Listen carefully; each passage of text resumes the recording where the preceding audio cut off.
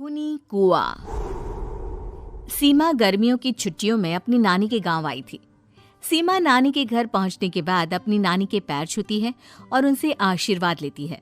तभी उसकी नानी उससे कहती है, इतनी बड़ी हो गई मेरी सीमा, चल जल्दी से हाथ मुंह धो ले, मैं तेरे लिए खाना लगा देती हूँ। भूख लगी होगी ना? हाँ नानी, भूख तो लग रही है मुझे, आपके हाथ के बने हुए पीले दाल और चावल खाने की। कितना टाइम हो गया है मुझे आपके हाथ का बना हुआ दाल चावल खाए हुए। तू तो नौकरी में व्यस्त थी, तो तुझे कहाँ से टाइम मिलेगा अपनी नानी के लिए? और जब इतने टाइम बाद आई है तो ज्यादा टाइम के लिए रुक कर जाएगी तू। हाँ नानी, इस बार पूरे 2 महीने के लिए आई हूँ। सीमा की नानी अंदर जाकर उसके लिए खाना बनाने लगती है। सीमा कमरे में अकेली होती है, तभी उसे किसी औरत के रोने की आवाज सुनाई देती है। वो कभी खिड़की से बाहर झांकती है तो कभी दरवाजे से बाहर झांकती है। उसे समझ में नहीं आ रहा होता है कि आखिर रो कौन रहा है। तभी नानी खाना लेकर आ जाती है। वो अपनी नानी से कहती है, नानी, कोई औरत रो रही है क्या? मैं जब से यहाँ आई हूँ तब से मुझे यहाँ किसी औरत की रोने की आवाज आ रही है। हे भगवान, कहीं ये वही तो नहीं? बोलो ना नानी। अरे कोई नहीं रो रहा, ये तेरे मन का वहम है। और तू ना अब खाना खा ले, ज्यादा यहाँ वहाँ की बातों में ध्यान मत दिया कर। जल्दी से खाना खा और फिर मेरे साथ आ जा मेरे कमरे में, दोनों बैठकर खूब सारी बातें करेंगे। ऐसे ही अगले दिन सीमा अपनी नानी के साथ गांव के बाजार जा रही होती है। उसी रास्ते में फिर से किसी औरत के रोने की आवाज आती है। वो अपनी नानी से कहती है, अरे नानी, क्या सच में तुम्हें अभी भी किसी औरत की रोने की आवाज नहीं सुनाई दे रही? मुझे किसी औरत की बहुत बुरी तरीके से रोने और चीखने की आवाजें आ रही है। मैं बहुत परेशान हूँ नानी, आखिर ये कौन है?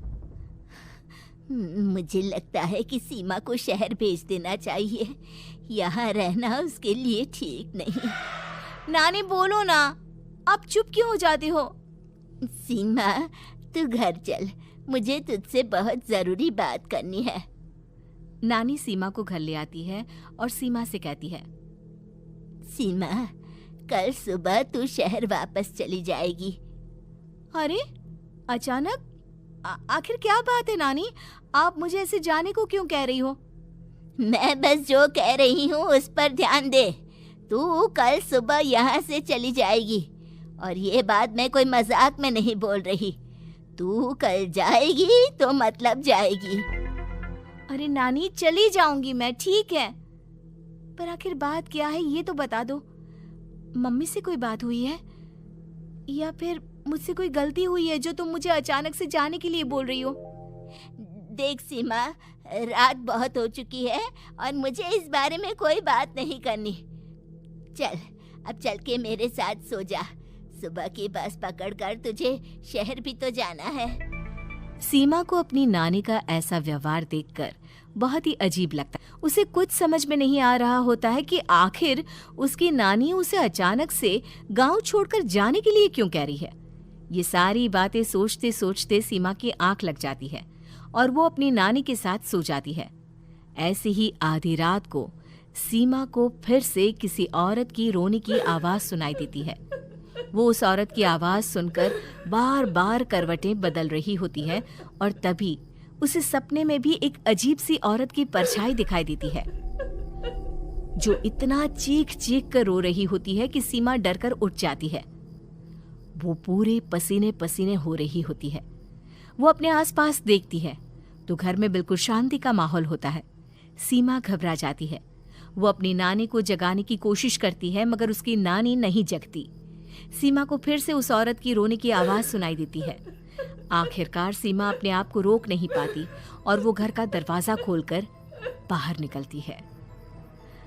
आखिर ये माजरा क्या है? आज तो मैं पता करके रहूंगी। अब आवाज का पीछा करते हुए सीमा आधी रात को गांव के चौपाल के पास बने कुएं के पास पहुंच जाती है, जहां कुएं की चारों ओर बेड़ियां लगी होती हैं। उन बेड़ियों में लगे हुए ताले के साथ एक लाल रंग का कपड़ा और माता रानी का कलावा बंधा होता है। उस कुएं में से सीमा को किसी के रोने की आवाज आती है। सीमा परेशान हो जाती है। इस कुएं में कौन है? कौन है यहाँ? सुनो, कौन है? कौन रो रहा है?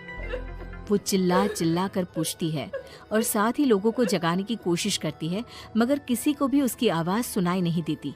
अब सीमा खुद उस कुएं के पास की बेड़ियों और तालों को खोलने की कोशिश करती है और किसी तरह कुछ देर की मशक्कत के बाद सीमा उसको खोल भी देती है। और जैसे ही वो कुआं खोलकर उसके अंदर झांकती है, सीमा उस कुएं में गिर जाती है। इतने में उसकी नानी की नींद भी खुल जाती है और सीमा को पास ना देखकर नानी परेशान हो जाती है। नानी घबराकर पूरे घर में उसे ढूंढने की कोशिश करती है, जिसके बाद उसकी नानी और सभी लोग उस खूनी कुएं के पास जाते हैं और सीमा की नानी कुएं के पास खड़ी होती है। सभी गांव वालों और सीमा की नानी को सीमा के चिल्लाने की आवाज आती है। बचाओ, कोई मुझे बचाओ। मेरी बच्ची, हम आ गए, हम तुझे बचा लेंगे। नानी, मुझे यहाँ बहुत डर लग रहा है। यहाँ इंसान की कटी हुई मुंडिया, हाथ, पैर और कंकाल है और खून भी है। नानी, मुझे डर लग रहा है। आप सब मेरी मदद कीजिए, नहीं तो ये खूनी कुआं मेरी बच्ची को भी खा जाएगा। अरे मुझे तो ये समझ में नहीं आ रहा कि आखिर इस खूनी कुएं को खोला किसने। सालों पहले इसको इतनी मुश्किलों के बाद तांत्रिक बाबा ने बंद किया था। अरे पूरा गांव खूनी कुएं के बारे में अच्छे से जानता है, तो कोई भी जानबूझकर तो ऐसा करेगा नहीं। मतलब किसी ने अनजाने में इसे खोल दिया है भैया। सीमा को इस बारे में मालूम नहीं था और जब से वो यहाँ आई थी तभी से उसे किसी औरत के रोने की आवाज़ें भी सुनाई दे रही थी। कहीं सीमा ने ही तो उसे नहीं खोला। अगर ऐसा है तो फिर सीमा का बचना बहुत मुश्किल है। वहीं कुएं के अंदर सीमा रोते हुए बैठी होती है कि उसे आवाज सुनाई देती है जो कुएं के बाहर खड़े गांव वालों में से किसी को सुनाई नहीं देता।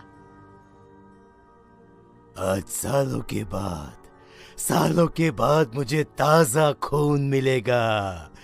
तेरा खून पीकर आज मैं अपनी प्यास बुझाऊंगा।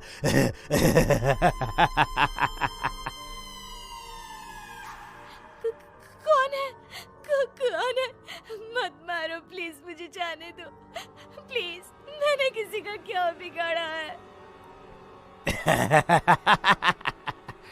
वो तुझे मरने के बाद पता चल ही जाएगा।